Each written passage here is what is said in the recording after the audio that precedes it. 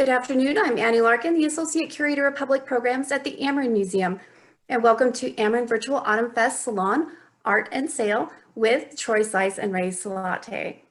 I would like to welcome Amerind's President and CEO, Dr. Eric Kaldal, who would like to say a few words. Good afternoon. I want to thank all of you for joining us today for the second day of Amerind's Virtual Autumn Fest. In these extraordinary times, it is so good to be able to get together in whatever ways we can. I want to thank all the artists who have participated this year.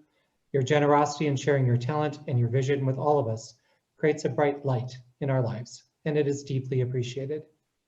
I want to thank our financial sponsors. Without their support, these free online programs would not be possible. I want to thank our two title sponsors, Sterling Investment Management and Arizona G&T Cooperatives. They have stood by Autumn Fest year after year, and this year was no exception. I want to thank our newest sponsor, the Arizona Commission on the Arts, for their generous festival grant. Thank you for helping Arizona's nonprofits through this difficult period. And I want to thank all of you joining us today. During this year, like so many businesses, Amerind had to close its doors temporarily.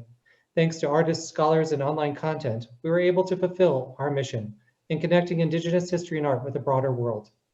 Without the support of our generous members and donors, we would not be able to offer the programs that we have. Thanks to each of you for your help in this difficult time.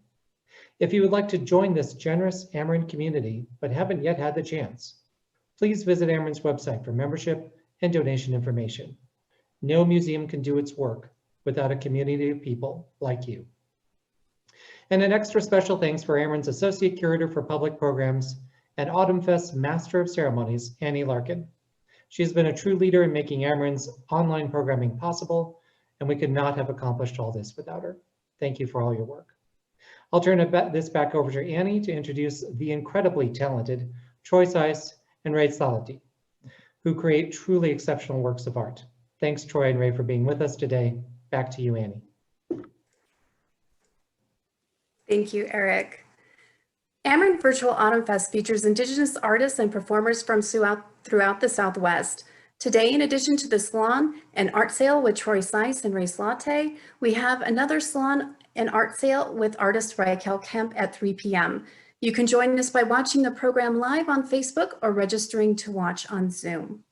Information about Amerind Virtual Autumn Fest programming is available on Amerind's website or Facebook page. And during the last several months, we have all been enduring a world altered by the COVID-19 pandemic. Many of the artists and musicians featured in Virtual Autumn Fest have been negatively impacted financially as they do not have the opportunity to sell their art or perform their music at their regular venues. We at Amerind ask that if you are able, please support these talented people through a purchase of their works of art or music, or provide gratuity. Through your support, you can make a direct impact in the lives of artists and musicians. We hope you will support the work of Troy Sice and Tsalate by purchasing a work of art today. In addition to what Troy and Ray will be sharing with you here, more of their work can be found on their website, dragonsfliestrail.com. This information will also be posted in the comments section of our Facebook Live video feed, as well as sent in an email to our Zoom registrants. So Troy Sice is a multi-award-winning Zuni artist with a wide array of Indigenous and whimsical works of art. Troy is a self-taught visionary, best known for his style of original hand-carved elk antler showpieces with elaborate inlay and his execution for detail. His work pushes the boundaries between traditional and contemporary Zuni fetishes. He creates Zuni fetishes, fetish jewelry, and sculpture. Tsalate is a protege of Troy Sice, who has emerged as a multi-award-winning artist in his own right. His work seamlessly ties together traditional and contemporary Zuni fetishes, fetish jewelry, and sculpture. He has cohesively created a body of work that is as rich, as varied, as it is extensive. And Amerind would like to thank both of you for joining us today and sharing your art with our audience. Hi, Hello. Thank you for having us. Whenever you're ready. Oh, hello, everyone. My name is Troy Sice. I would like to thank Annie Larkin and the Amerind Museum for giving us this opportunity to talk about our history and show our work to you folks. So let's get started. I'm going to start with a little bit of my history here. I have a background. I'm a third generation carver. My grandfather, George Hallow was born in 1907, and he started his fetish carvings in the 1930s. I have photos here that show him. First photo is at his workstation working on his carvings, and he specialized in making little small songbirds, is what he used to call them. And he also made bird in flight pendants as well. You can see him here in the center of the photo, him working on a lapidary motor, working on his little birds there. The photo on the right shows him with his Finnish fetishes, bird fetishes, and I think he's meeting with his collector there or his buyer, maybe negotiating his prices, or maybe just telling the buyer about his work there.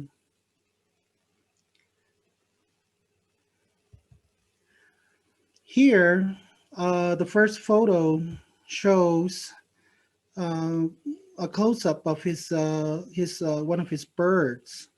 Um, my grandfather, George, was a respected jeweler and a fetish carver. He was a very important person in the fetish community in the 1930s.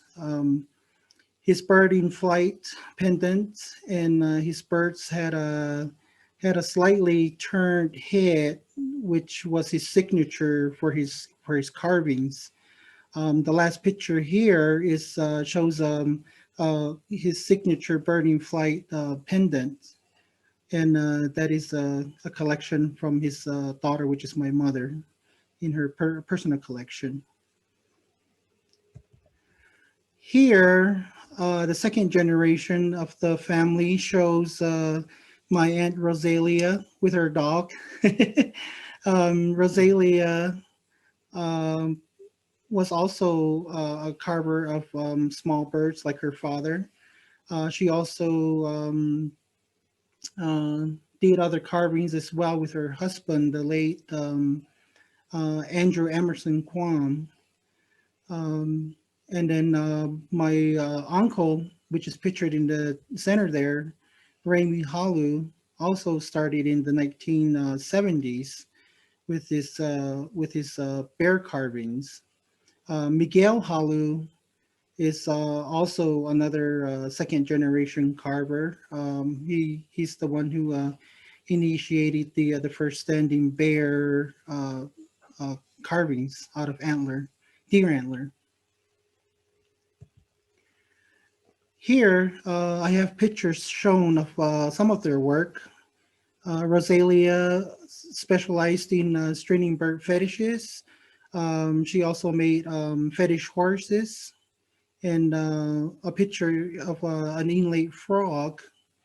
And she also made her style of owls. Raymond Ramey Hallow has his standing bear shown in the center here. He specialized in burnishing the antler to give it that brown. I would like to call them brown bears. And he has two other bears which aren't burnished. That's the natural coloration. When you cut into the antler, he has the white and the gray hues of the antler. These actually pictured on the photo here are the last bears that he made before he passed on. To the right shows a picture of Miguel Hallow's standing bear, and this is the initiated famous standing bears that Miguel created, and that's what our family is known for is for the standing bears. A third generation carver, my late brother Coven, was an innovator. He also carved the same style of standing bears, but in his own take. He kind of went with the simple bear style, and then added inlay, and then make different little changes here and there to innovate a different style in his work. Picture shown here is a standing bear, kind of like Miguel and Remy Hollow's bears in that standing style. But this bear from Coven's is inlaid with turquoise. So that's, inlaying work on a simple bear, such as what Remy and Miguel did. This is an innovation, adding inlay to the piece there.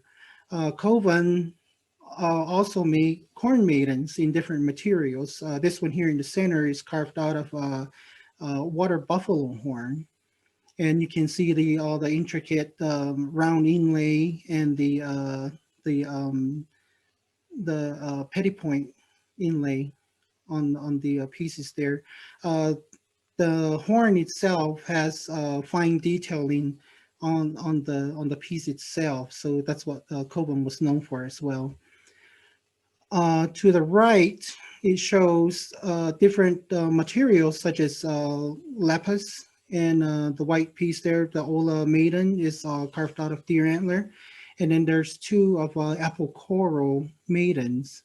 So he has different variations in style, like the lapis maiden holding the child or the baby, and then the Ola maiden with the pottery on her head.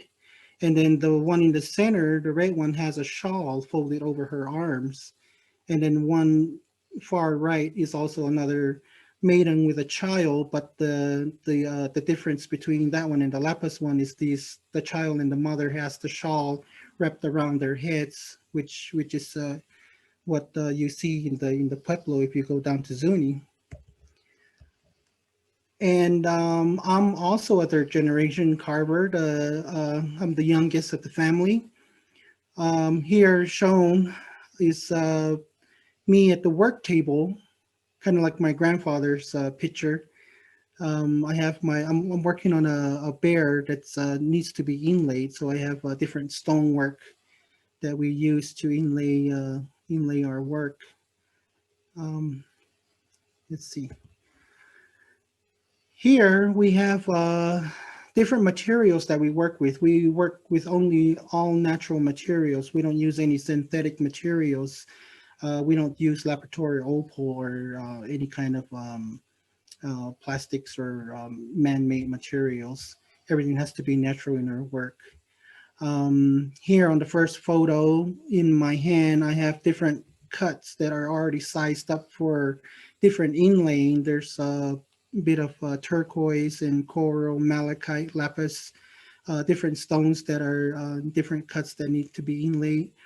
The middle picture shows also different cuts and sizes of stones. And the last piece, the last photo there shows a picture of a pink Peruvian opal in the rough. So we buy all our stone and coral and shell in the rough, and if we need to cut them, we'll cut them, and if not, we'll use the whole stone for carving. Here is me at work at the workshop. Here using my rotary tools and the motor. The modern motor, the vacuum motor, and the rotary tools are a necessity. Without those machinery, we wouldn't be able to put in the fine detailing and then the nice intricate the stone-to-stone inlay in our work. Center is an abalone shell that has been cut up into different sizes for different works. You can see that there's a rough carved hummingbird, and then the two pairs of rough cut abalone were made into earrings. And then the last photo shows me incising into the antler, getting it ready for to put some inlay into the robe of the bear that you see there on the photo. Here also we have photos of rough cuts of antler. We work with deer and elk antler. We have to cut them into size to determine what's going to be a corn maiden or a bear, or different sets like directional sets or nativity sets. So we have to cut them roughly at the size that we need to create our pieces. The middle center is a photo of different pieces that are ready for inlaying the pigment powders. And then I have a nativity set in the center there. And then we have several, well, actually 4 different size Comanche bears standing in the background that's all ready for the pigment and also inlaying. The last photo of this is inlay pieces of the work. And everything, all the stones that we inlay have to be all rounded off and sanded even before we start polishing the pieces. And then after we do the buffing, and then comes the polishing, the final step of the work. Here are finished works of different one-of-a-kind pieces that we do. The first photo was a private commission for a gallery that had closed already, and I think the children were getting a piano lesson, so the gallery owner asked to make the piano for the piano teacher. The middle photo are a picture of the Moon Mother and the Sun Father sculptures. I had created these pieces because you mostly see depictions of the Sun Father on paintings and in Hopi Kachinatl carvings. And I think this might be the very first carvings of the Sun Father and the Moon Mother in fetish carvings. The last photo that you see here is a collaboration of a fashion designer and myself. I created the handle of the kolo. We see Zuni water serpent as the handle of the evening bag. And then on the fringe on the bottom, you can see small fish and frog effigies that adorn the handbag there. There's a book called The Native Fashion Now that this particular piece is in the book, and there was also an exhibition that happened in the New York Museum. But this particular handbag is in a private collection. Okay, these are photos of different pieces of different material, and also different styles of work. We try to come up with different ideas and keep everybody interested in new creations that we do. First photo is a black jet bear with salmon fish for the offering bundle with coral and turquoise offering. The center photo shows Tsalate eagle on a turquoise base. And the last photo shows a very ancient form of 6 directional protective and healing set, but this is my style of the ancient form is what I should say. This is a new take on the ancient form in my style of inlaying. Okay, you can find our works on our website, www.dragonfliestrail.com, and I will hand over it to my protege, Ray Tsalate. Hi, my name is Ray Tsalate, and I'm from the Zuni Pueblo. Also like to thank Annie Larkin and the Amerind Museum for giving us this opportunity to share with everybody our work and a little bit about our culture. I am a Zuni fetish carver, a jewelry designer, and a sculptor. I began in 2004 as an apprentice for Troy Sice. I started with the little detailing inlay, the dot inlay, which was simple for me to do at the time. And in time, I progressed and debuted my work in 2009 for as I was vying for the Wolfus Fellowship at the Museum Hill, the Wheelwright Museum on Museum Hill in Santa Fe. Here you can see my creative chaos. There's works of art carved out of elk antler in the first photo in various stages of progress. In the center, modern tools are necessary to make elaborate designs and desired execution on each piece. So machinery and laboratory tools are most needed to make these creative and intricate pieces. The third piece, or the third picture shows a creative process, and it involves your own inspiration and you're limited to your own imagination. So anything goes, whatever you decide to make as an artist, it's totally up to you, and I encourage that a lot. The supplies and the machinery. Lapidary machinery is used throughout the entire creative process.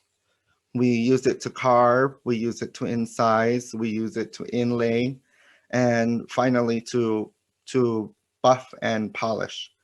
Natural Mediterranean coral in the rough in the second photo. And this is significant to the Zuni or the Ashiwi because it represents the waters of the world.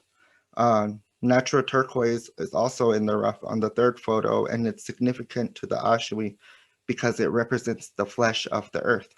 And it's used for protection and during prayer and benediction. And you would see a lot of this inlaid in our fetishes, just mostly to carry on that tradition and our culture. Embellishments such as these special charms and beads are made specifically to adorn some showpieces and to create a new and different, unique aesthetic. Embellishments like the travertine leaves and gold mother of pearl flowers shown in the second photo are all made separately. And on the third photo, you can see honeybee charms and various accessories strewn amongst maidens that are prepped for inlay. Bases of elk antler are ready for sanding and buffing, and each of these pieces are hand carved and created individually and assembled at the very end. Also more embellishments, dragonfly wings, butterfly wings, lily pads. Oh my. There are different wings carved out of lapis and mother of pearl, chrysocolla and serpentine. You can kind of see on the second photo are works in various stages of completion. You can see all the different pieces that will be assembled together to create the final product. In the third photo, you see that each showpiece with the intended accessories are finally assembled and completed. These are the final and completed products of some of our work. You can find these works at www.dragonfliestrail.com. The first photo shows my thunder and lightning sculpture. It's carved out of elk antler. It's embellished with domestic parrot feathers and inlaid with various natural stones and shells. Each piece was made specifically for that piece and finally assembled and put together at the very end. The second piece is a bluebird with a worm. I called it the early bird. It's carved out of lapis, a beautiful piece of lapis. And the worm is carved out of pink angel skin coral. The serpentine base and the bird are assembled at the end when the product is complete. Finally, my dissimulation of birds necklace is a lot of bird charms, bird beads, beads that I created myself and assembled myself. If you look closely, you can see some of the birds have different colored tails. Each of those tails is pinned on with a metal pin inside to keep it sturdy from and a more sturdy necklace. There are also other works, such as my primordial man and woman, that's also available at dragonfliestrail.com. As you can see, there are various different embellishments that are added onto each piece, such as the horsehair for the beard and the different charms and the feathers that are also put together at the end when everything is completed. The second photo is a miniature version of a 6-directional healing and protective set. These are directional animals usually called on to help for guidance and clarity. The third photo is my take on coyote fetish, and it's got more like a primitive take on it, and that's something that I like to try to execute. Oh, And here I'll Yeah. give it over to Troy so he can describe and let you guys know more about his work. Thank you for your time. Hi, this is a couple of samples of our work that is on our direct website, www.dragonfliestrail.com. You can see more work on our website. These are very few that we took off the website to show you.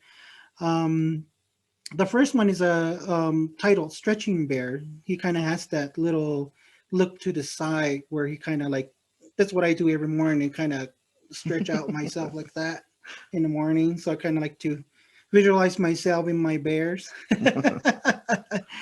He is carved out of elk antler, and they're like the very tips for the small, tiny bears that's about that size. And he's inlaid with turquoise and Mediterranean coral. The center photo is a pair of celestial earrings, kind of like the Moon Mother and the Sun Father sculpture that I showed you earlier. This is a pair of earring sets with the Moon Mother and the Sun Father. They're also available on dragonfliestrail.com. Item numbers are written on the bottom there as well.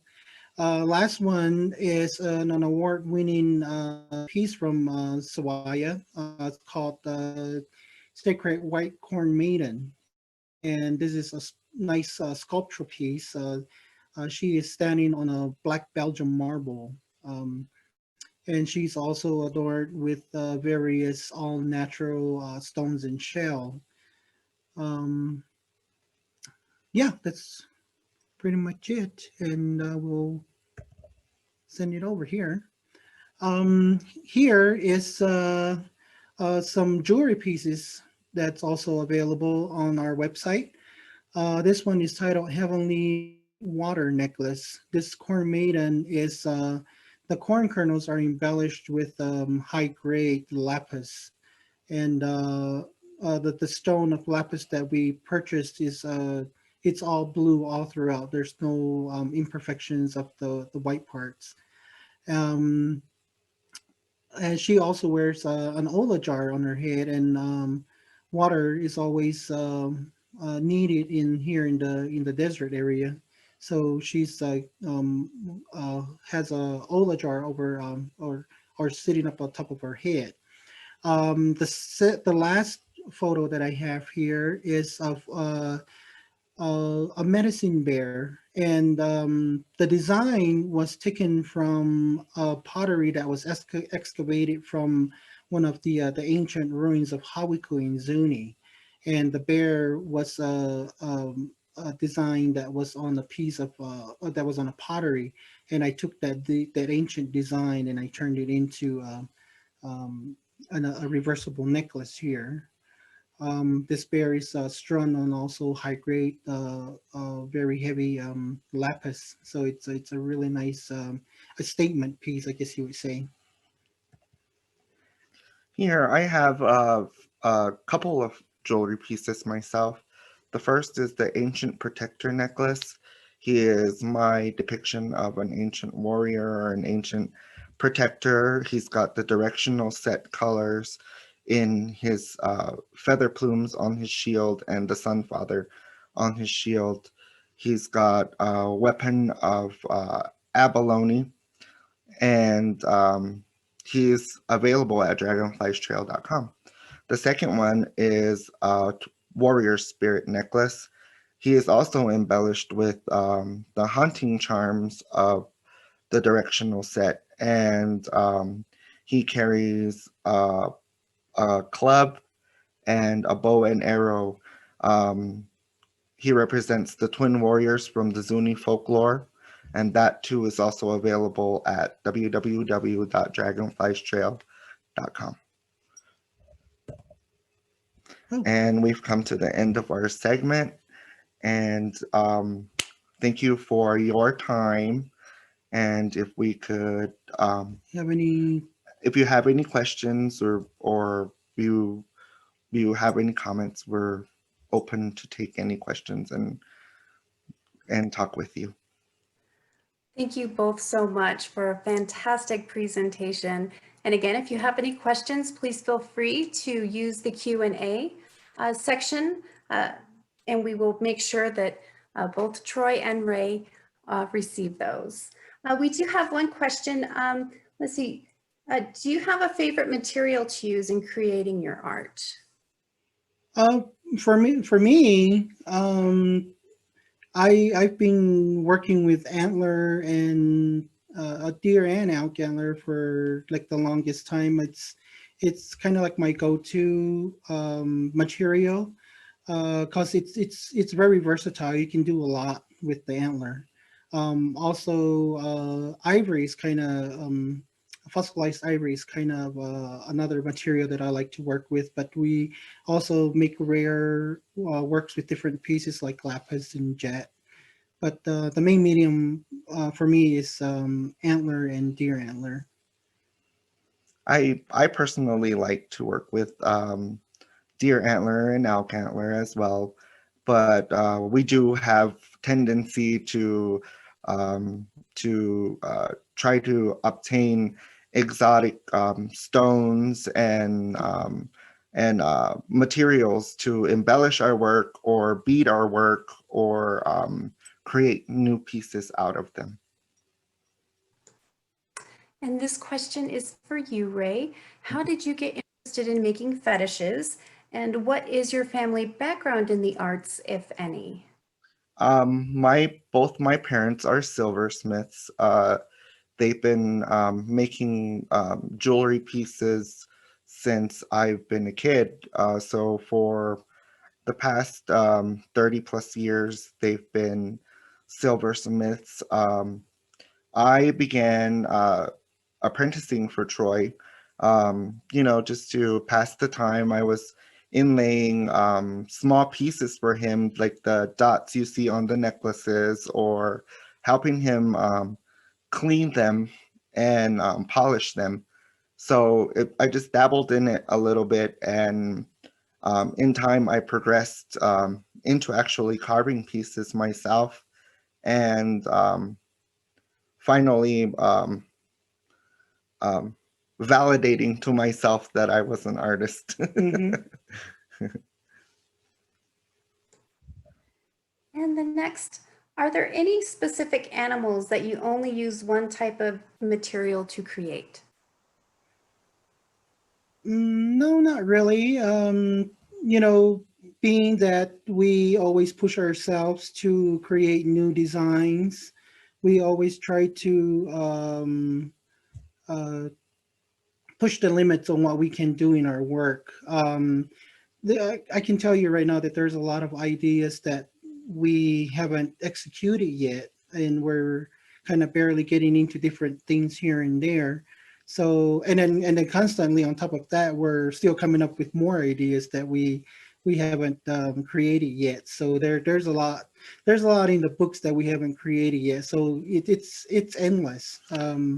Yeah, And obtaining new material and using them, it's yeah. also an awesome way to showcase brand new pieces because they're so I don't think that we have any one particular animal that we make with one material Hmm. or just one material. And sorry. You had mentioned SWAIA earlier in your presentation. Yes. And what events do you normally attend, of course, outside of COVID-19? And so they can hopefully meet you once the pandemic has subsided. Yes, we do our rounds through the year. We do Sawaya, and then we do The Herd the Herd Museum, Museum show, which is in March. We also do, the Idol George yeah, in Indiana. We also do the Zuni show in Flagstaff. Um, we the do Cherokee the Art Market. That's the I'm trying to think because if it's since it's COVID, they usually have it in a certain date, but this year they moved it to I think in December. So that will be a virtual show that you yeah, can catch Troy on as well. yeah, We also do the shows at the Smithsonian in Washington and in New York yes. at the Museum of the American Indian. Hmm. We also do a show at the Gene Autry Museum in California. So depending on what time of year, we're constantly traveling. Yes. And the next question is about the necklace that you are wearing, Ray. Is that your work? Yes, yes. This is my necklace. It's the simulation of birds. You can they are all created bird charms and special beads that I handmade myself. Some of these bird charms, you can see that they have different colored tails or different colored heads. It's just a matter of putting them together and creating them and then stringing them together to make it into a cohesive necklace piece. Oh, it's also available on dragonflystrail.com. Fantastic. And do you have any current museum exhibits or pieces that are currently on exhibit? For me, it's there's one piece that I had donated to a foundation, and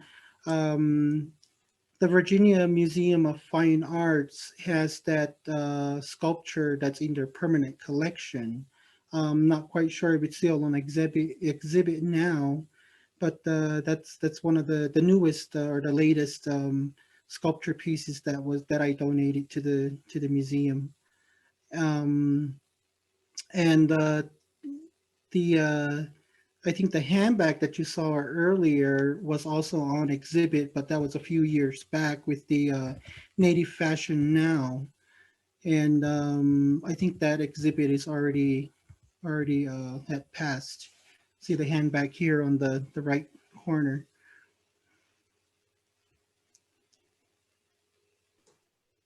All right. And Ray mentioned the significance of coral and turquoise. Are there other minerals or gemstones with significance to the Zuni culture? Yes, shells and different types of shells. The red pipestone is also sacred to Zuni and Yeah. to other indigenous peoples. Black jet is also Acoma jet. is, black yeah. Acoma jet is also desired pigment and sacred to the Zuni. Mhm. So it's different materials, I guess, that we have and that we use in our work. It's got to do with Mhm. our culture. Even parrot feathers were used in ancient times, like in Hawiku. When they excavated the ruins there, they found actual bones of parrots that were Domestic parrots. domestic parrots that were excavated in the ruins of Hawiku. So parrot feathers are also a part of our way of life as well. Yeah, and horsehair Hmm. and the different furs. There are different furs that we use. Um, the use of this fur is to also increase the amount of animal that there is. So it's got a lot of prayer, and it's got a lot of meaning each time we use something, each time we use any material that we Hmm. use. And Ray, given your parents' artistry background, do you do any silversmithing? I do. I dabble a little bit in a little bit of soldering here and there, uh, making toggle clasps, making, I've made bolo before. Hmm. There are different things that I've been working on, and slowly but surely um, Perfect. we're perfecting it because we're self-taught. We're teaching ourselves right now.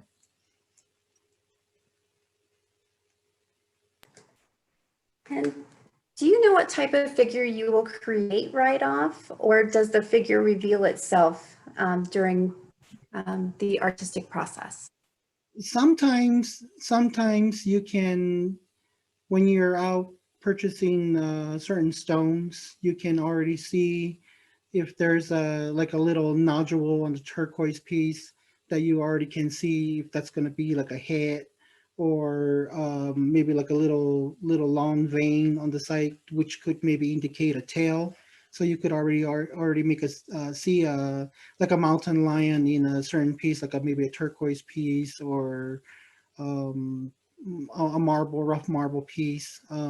Yeah, so sometimes the certain things will show itself to you on the rough material, but there are some times that you get the creative ability to kind of like with Antler, because Antler's kind of long, almost like tree branches, and you can cut them up into different sections and lengths and heights and however you want it, and then it's pretty much a blank canvas with elk antler. You can create um, bears or corn maidens or sun faces or pretty much anything you want. Frogs, it's endless. It's really what you want to do with it. And usually when we're creating in mass amounts or big quantities of pieces.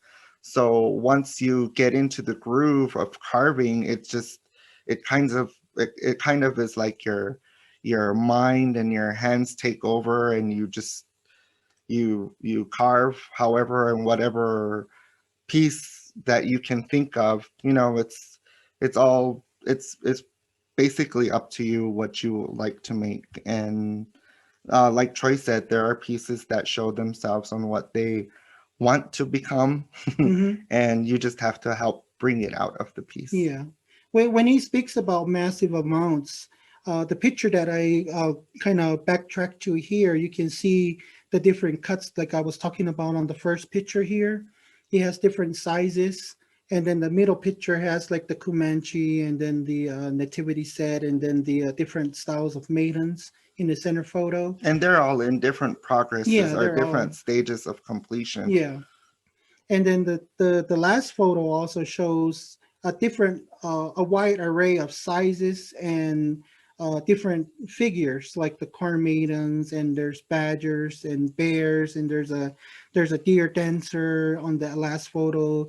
There's a owl, like there's just sometimes there you have an explosion of ideas that you're thinking about doing when you're in that moment of carving, and you just go with what you're thinking about, and you just start creating, and you pick up an antler and you say, oh, this looks like it's going to be a corn maiden. So you roughly carve out the corn maiden, and then you pick up your next piece and say, oh, this looks like it's going to be a bear or a badger, or so you have that ability of choosing what you want to carve out of what you have. And when your thoughts are good and you're in a good mood and you have that drive, you just work and you just zone out, and you just have a blast.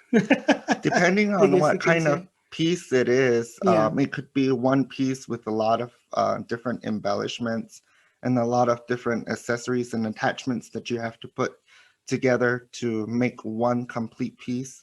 So it's working on one piece, or working on one piece that has 50 other pieces that you need to put together. Um, in the big quantities, like with the antler, we could work on one piece, or we could work up to about 50 pieces or more, depending on how we feel that day.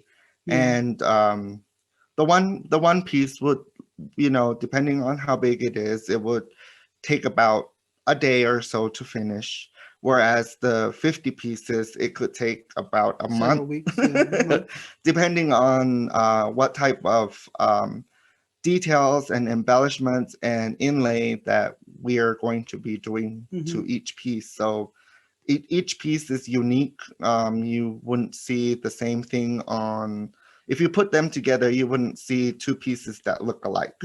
Every single one of them has a unique stance, a unique pose, a unique design, or just unique stone placements. And we've been asked for a bit of scale on the nativity set in the center. They're wondering how large the pieces are there. I believe this might be the bigger nativity set. The wise men, the cuts are about 3 inches to 3.25 inch. So that's like the biggest size that I make in nativities. There's 3 sizes that I make. So that's like the biggest size in that picture there. And do you do commissioned work? Yes, we do. We do special orders. People can order pieces of even ideas that they have, that they want to make something, or they're thinking of a corn maiden, but they don't want it elaborately inlaid, so they will ask to put minimal inlay, or if they have a favorite stone like coral or turquoise. Or there was a lady that asked for like a 3 inch corn maiden before, and she asked me if I could make it rustic, meaning if I could leave it unpolished. And I've never made a piece like that before. So what I did was I did the way that I finish my work. I'll completely polish it and finish it. And then I went and I bought a fine kind of like a bristle wheel. So I went back and I undid my polish. And so again, it kind of gave it kind of like that shimmery light polish look, but it wasn't unfinished. It was a finished product, but it had that nice not like a bright shine, but a nice hue to it. And anyway, it was really nice, and it did look rustic. So that was the first that I've done. Yeah, we do commission, and then we Yes. also do special orders, and we also do special repairs. Yes. If you need to contact us, you can contact us through The website. www.dragonfliestrail.com for any of those needs. Troy, given the artistic background of your family, at what age did you delve into making art? And was there one specific person in your family who really mentored you? I don't know how old I was, but I can say I was in my freshman year in high school. That was in like 93, 94. So I was still a young guy, a teenager back then. The influences that I have from my mentors would be me watching my uncles, my aunt and uncles, Rosalia, Remy, and Miguel. They used to all come together and work all work together in one room when I was growing up as a kid, watching them, carving them. And as growing up in the pueblo, a lot of us grew up watching our family members, like your mom and your dad, your aunts and uncles, my brother Coban. They're always working at the motor and creating something, and art is always around you when you're back home in Zuni. And Yeah. I think that goes for almost everyone in Yeah. any Native American community. Yeah, and it's not only silversmithing. Yeah. There's pottery work, there's Painting. paintings, there's weaving. There's many different kinds of art that's always around. Yeah. Yeah, so watching my uncles and then watching my late brother Coven, kind of like standing on the side of the motor, kind of like on the last picture here where you have all my pieces sitting up there.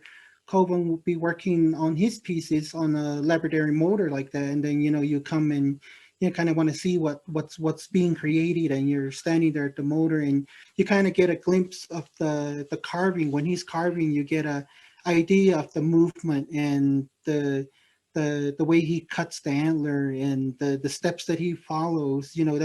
That's something that I kind of took into myself when I was growing up, because you could see the steps, when they're cutting their antler. You already know they're cutting because it's loud and whatever outside. And then when they're grinding, that's also loud too. But as I was a kid, I would like to go and see what was being created. Kind of like when your mom's cooking, you go into the kitchen because it smells so good, and you want to see what your mom has up on the stove. It's got the same concept. So being around them, being around Coven and my uncles, I got to see certain things. And when they weren't using their equipment, I asked for permission if I could, go and kind of mess around with the scrap material that they had. And Coven, was kind enough to say, yeah, you can go ahead and mess around, but you be careful with the motor and the Dremel tools. You could hurt yourself. And he always told me, you can work what's within this small little box and don't work with anything else. Yeah. So that was the scraps that I dabbled with, and stuff like that. So it's self-taught. If in our way, it's kind of like, my uncle would say, if you pick up the art, you have the gift. If you catch on, and if you don't, then maybe it wasn't meant for you. So, but there's other things that you could become. As an artist, or maybe becoming something else, a nurse or something. Yeah, it's always a firsthand and Yeah. hands-on experience with this type of work and Hmm. the different art that they have back home. Yeah. Troy, would you discuss the inspiration for your one-of-a-kind handbag art piece? Yes, the collaboration that we did with the fashion designer, he already had this idea of the water on the window pane on a rainy day, where the water kind of just nicely beads off of the window pane. So that was the idea for the beading part of the handbag. And and originally, I had mentioned to the fashion designer that I was gonna put some kind of like the first idea was like a rain, what do you call it, kokokshi, A rain rain dancer. dancer. Um, um, uh, the first idea was the rain dancer, and I was thinking how I would make that into the handle. and that idea wasn't going to work because there's so many elements and you have to turn the ring dancer to appreciate the all the detail on it. So I was thinking, and then I said, well, water is sacred in Zuni and in a lot of pueblos, and then I said, well, I thought about, well, what about the water serpent Kolo we see would be an excellent, you know, handle for the handbag. I mean, it's you know, it looks um it looks very fragile, but you know, it's the art of it, and it's the style, and it's a one of a kind, and you know, you're never nobody's gonna ever have one like that. So if you're out in Washington D.C. or in New York and you go to this really nice gala, that's probably something that you would take to a gala, and people will kind of wonder where you got that from. And before there were motors, what were used to make fetishes? Long ago, a lot of the people would actually go and found stones that Find would. yeah, find different stones and rocks that were shaped in the shape of the desired animal that they were looking for. So it Mhm. was already natural made fetishes, and those fetishes are the Considered most are considered the most power priceless, and powerful. they're powerful. Mhm. Um, one of our stories talks about how the twin war gods came down from the sky, and they struck down all the animals that were out to eat the newly emerged Zuni people. And in order to make it safe for the people, the the twin war gods struck these animals and beasts down with lightning, and rather than kill Kill. them, they harnessed their power for the better benefit of the people, and gave those first fetishes to the first people of Mhm. Zuni, so that they would protect and guard over Mhm. them and help with their migration to find the middle place. Okay, and our last question, Ray, you had spoke about the multiple components that often go to in your works of art, and they are asking about the bird with the worm that you shared with us earlier. Yeah. And if you talk just a little bit about that piece, please. Um, this bird with the worm is actually one of my beginning pieces. So this is about the circa 2010, maybe. It was a beautiful piece of lapis that we got in the rough, and I automatically saw a bird in it. I got home, and just it. Uh, Bluebirds are one of my special animals. So I got home, and I kind of looked at the whole thing and saw, how I was going to create it, and I went to the workshop and got it done within about an hour and a half.